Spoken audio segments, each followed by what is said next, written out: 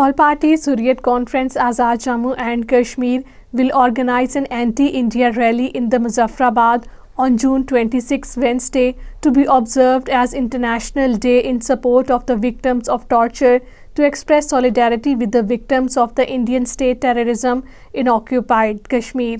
APHC AJK convener Ghulam Mohammad Safi will lead the march towards the UN office in Muzaffarabad. Stringent restrictions have been put in place for the annual Shri Amarnath Yatra in occupied Kashmir, set to commence on June 29th.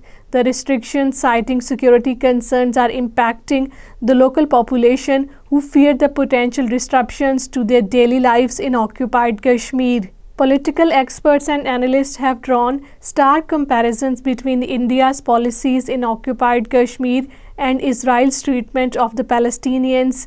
The parallels drawn between the two occupations highlight the alarming similarities in the strategies employed by both India and Israel to suppress the rights and the freedoms of the occupied populations. Omar Abdullah, Vice President of the National Conference, has called for the immediate release of Engineer Rashid, the recently elected parliamentarian, saying that it is shameful that a member of parliament is behind the bars and the Indian government has no locus standi for his arrest.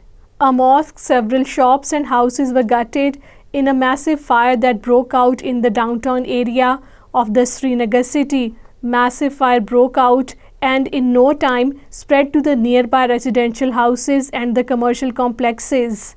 Indian troops during the ongoing cordon and search operations arrested 4 Kashmiri youth in different areas of the occupied Kashmir. The troops arrested 3 people in the garb of the search operation in Riasi area of the Jammu region. The Indian troops also detained a person in the Mankot area of the Poonch district.